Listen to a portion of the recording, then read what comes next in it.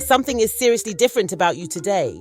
Adisa, a woman selling yams, glanced at Aisha with curiosity. You're just glowing. What's your secret? Her eyes wide with admiration. Aisha laughed softly, almost shyly, as she replied, I don't know, Adisa. Maybe it's just the good weather. But could there be a secret behind Aisha's sudden glow?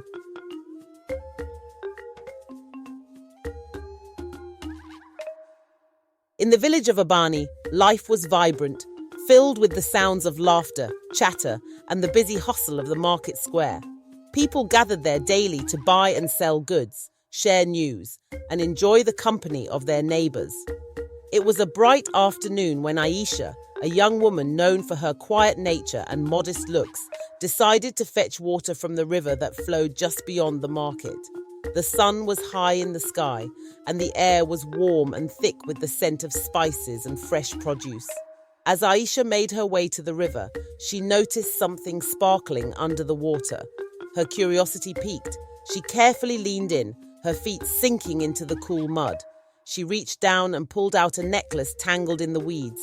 It was stunning, crafted from silver with a large gem at its center that seemed to glow with a light of its own. What a beautiful necklace, she whispered to herself, her eyes wide with wonder. How did it end up here? She felt a strange urge to put it on, as if the necklace was calling to her. She wore it around her neck, and as she did, she felt a warm sensation spread through her body. Returning to the market square, Aisha immediately noticed a change. People who usually passed her by without a second glance began to smile and greet her. Aisha, you look so different today, remarked Adisa, a woman selling yams, her eyes wide with admiration. You're glowing, exclaimed Paul, a young man who was known for his cheerful nature. What's your secret? Aisha laughed, feeling a thrill of excitement.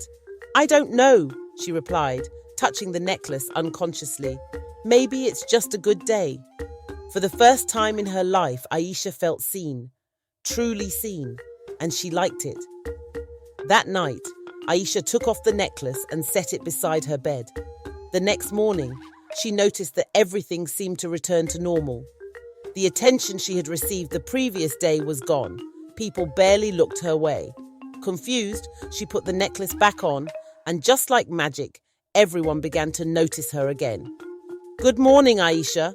You are looking radiant today, said Olu, the village blacksmith, with a broad smile. You have brightened this market with your presence, added Ifeoma, a fruit seller, nodding approvingly. The villagers were entranced by her beauty and charm whenever she wore it, and Aisha felt happiness like never before. She decided to never take the necklace off again. As days turned into weeks, Aisha enjoyed her newfound popularity. Wherever she went, compliments and admiring glances followed. However, strange things began to happen in the village. An old man who had admired Aisha's necklace the week before appeared with deep wrinkles, looking years older after Aisha met him again. Aisha noticed this, but dismissed it as a mere coincidence. Maybe he is just tired, she thought.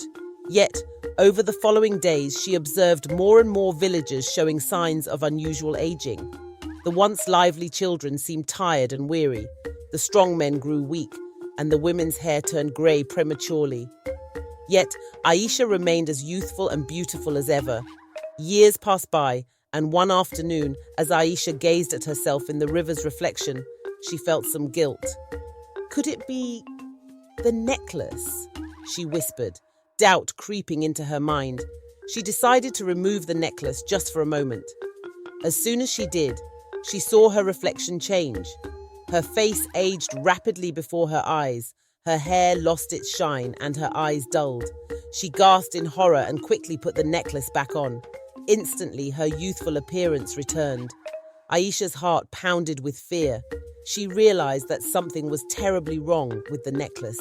No, this can't be, she muttered, tears forming in her eyes. I have to get rid of it.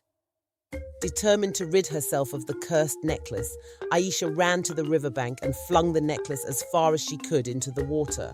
It sank quickly, disappearing beneath the surface. Relieved, she returned home, hoping her troubles were over.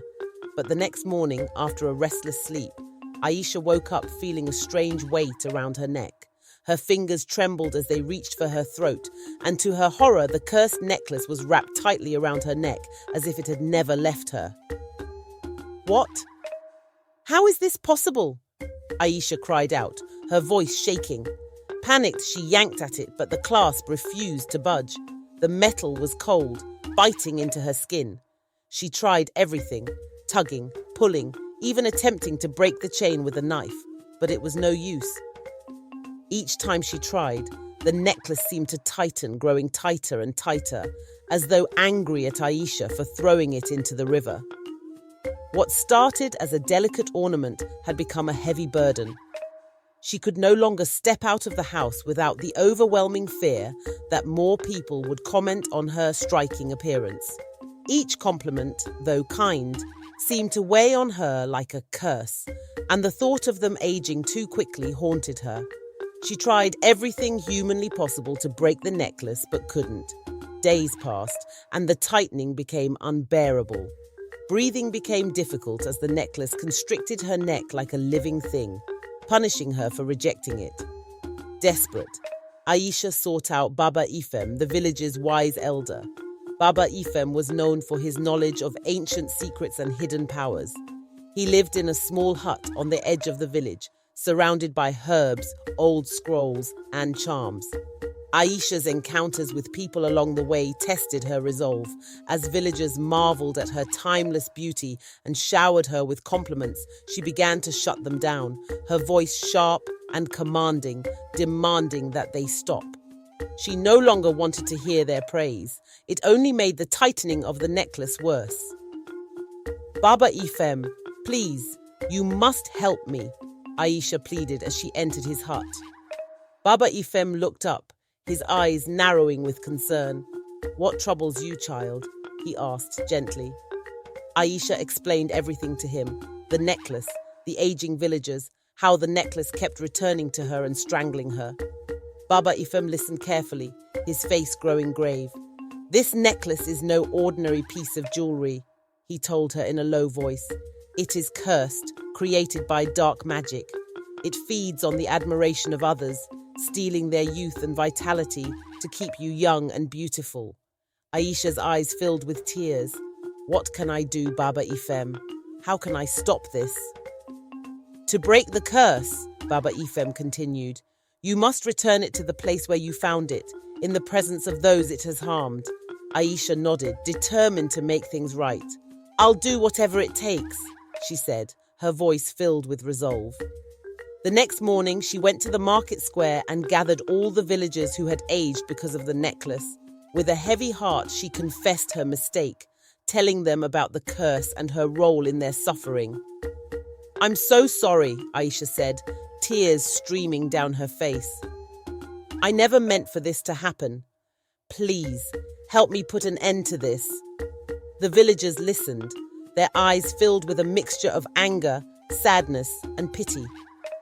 "You have brought great suffering to us, Aisha," said Neka, a woman whose face had aged terribly. "But we will help you, for our own sake and for yours." Together they made their way to the river.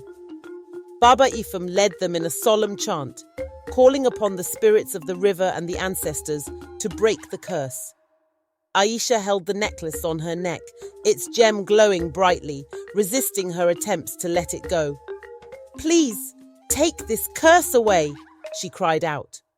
But with all her strength and the support of the villagers, she pulled it off and threw it into the river. The water bubbled and churned, and for a moment, it seemed like the necklace would return again. "Hold on," Baba Ifem shouted. "Do not lose faith." But then, a bright light burst from the river, and the gem sank deeper and deeper until it was no longer visible. The villagers felt a warm sensation spread through their bodies, and slowly their aging began to reverse. Wrinkles faded, hair regained its colour, and strength returned to their limbs.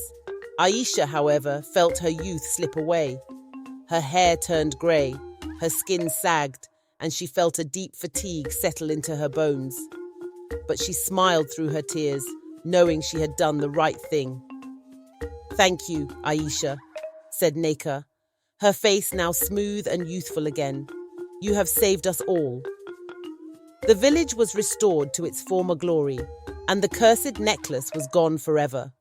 Aisha was no longer the most beautiful woman in the village, but she had gained something more valuable: wisdom, courage, and the respect of her people. From that day on, she lived a simple life, grateful for every moment and every smile. She knew now that true beauty came from within, and that no magic in the world could ever replace the power of a pure heart. I hope you enjoyed this story. Please like, comment, and subscribe for more interesting stories like this. Thank you for watching, and see you next time.